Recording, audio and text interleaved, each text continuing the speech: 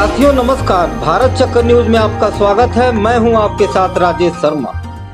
UP के मुख्यमंत्री योगी आदित्यनाथ ने कहा है कि राजनीतिक इस्लाम एक बड़ा खतरा है जो भारत की आबादी बदलने का लक्ष्य रखता है।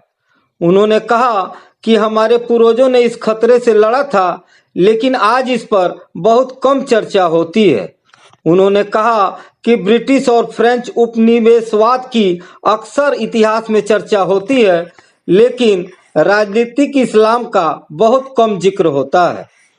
गोरखपुर में राष्ट्रीय स्वयंसेवक संघ ने शताब्दी समारोह के अवसर पर आयोजित एक कार्यक्रम को संबोधित करते हुए आदित्यनाथ ने कहा, अंग्रेजों ने इतने वर्षों तक शासन किया, ब्रिटिश उपनिवेश की चर्चा होती है, फ्रांस के उपनिवेश की चर्चा होती है, लेकिन राजनीतिक इस्लाम की कहीं चर्चा नहीं होती। जिसने आस्था पर कुठाराघात किया, यानी ब्रिटिश उपनिवेशवाद के खिलाफ हम लड़े थे, हमारे पूर्वज लड़े थे। फ्रांस के उपनिवेशवाद के खिलाफ हमारे पूर्वज लड़े थे, लेकिन राजनीतिक इस्लाम के खिलाफ भी हमारे पूर्वजों ने लड़ाई लड़ी थी। बड़ी बड़ी लड़ाइयां लड़ी थी। छत्रपति शिवाजी महाराज को, गुरु गोविंद सिंह जी महाराज को, महाराणा प्रताप को, महाराणा सांगा को हम इसी बात के लिए स्मरण करते हैं। इसी बात को लेकर के हम उनको राष्ट्र नायक के रूप में सम्मान देते हैं। लेकिन ये राजनीतिक इस्लाम वही है जो छांगुर के रूप में डेमोग्राफी को चेंज करके राष्ट्र माता के टुकड़े टुकड़े करने की मंशा के साथ कार्य कर रहा है। और उससे सतर्क रहने के लिए राष्ट्रीय स्वयंसेवक संघ आज समाज को जोड़ने के जिस बड़े अभियान को आगे बढ़ा रहा है, और वह अत्यंत अभिनंदनीय प्रयास है। जो महत्वपूर्ण दायित्व संघ ने पिछले 100 वर्षों के दौरान समाज जीवन के अलग अलग क्षेत्रों में उठाए और समाज को एकजुट करके एक नया परिवर्तन करके दिखाया है कि छत्रपति शिवाजी महाराज, गुरु गोविंद सिंह, महाराणा प्रताप और महाराणा सांगा ने राजनीतिक इस्लाम के खिलाफ युद्ध लड़ा था। उनके शब्द हैं, हमारे पूर्वजों ने राजनीतिक इस्लाम के खिलाफ बड़े संघर्ष किए, लेकिन इतिहास में इस आयाम को बहुत हद तक अनदेखा किया गया है।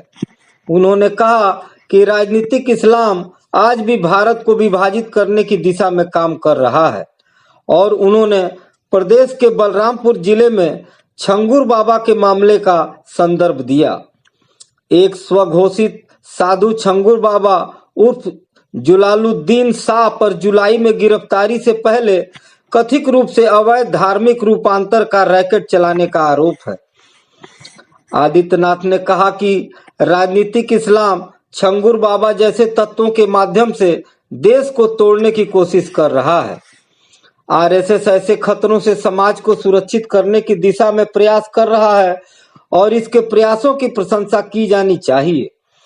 आदित्यनाथ ने कहा कि छंगुर बाबा धर्मांतरण कराने वालों को उनकी जाति के हिसाब से पैसा दे रहा था, और यह पैसा कहां से आ रहा है आप स्रोत भी नहीं जानेंगे। यह किसी दूसरे देश से नहीं आ रहा है, यह आपसे आ रहा है। उन्होंने कहा, जब आप कुछ खरीदते हैं तो सुनिश्चित करें कि उस पर हलाल सर्टिफिकेशन तो नहीं है। हमने उत्तर प्रदेश में इसे बंद कर दिया है। आप हैरान होंगे कि साबुन, कपड़े और माचिस की तिल्ली तक हलाल प्रमाण के साथ बेची जा रही है। आदित्यनाथ ने कहा कि देश में हलाल सर्टिफिकेशन के नाम पर 25,000 करोड़ रुपए की भारी राशि बिना केंद्र या किसी राज्य सरकार की अनुमति के जुटाई गई है। यह सारा पैसा आतंकवाद, लव जिहाद और धर्मांतरण के लिए इस्तेमाल किया जा रहा है। इसलिए उत्तर प्रदेश ने इसके खिलाफ एक बड़ी मुहिम शुरू की है। उन्होंने लोगों से खरीदारी से पहले उत्पादों की जांच करने की अपील की। उन्होंने कहा, छंगुर बाबा उर्फ जलालुद्दीन आपके आसपास छिपे हो सकते हैं, उन पर नजर रखें। हलाल क्या है?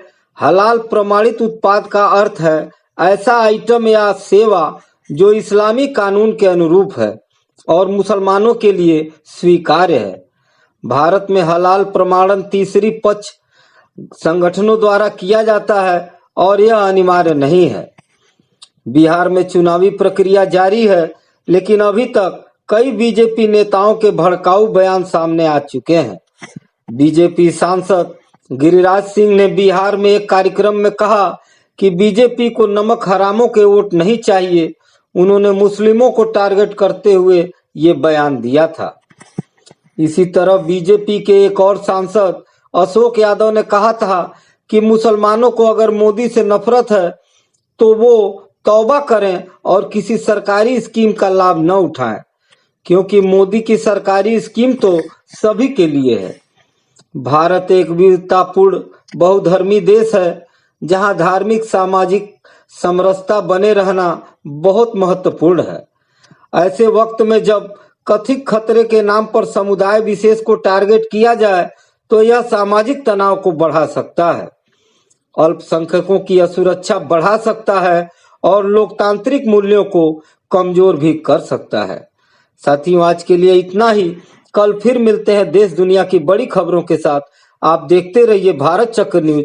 नमस्कार, जय हिंद।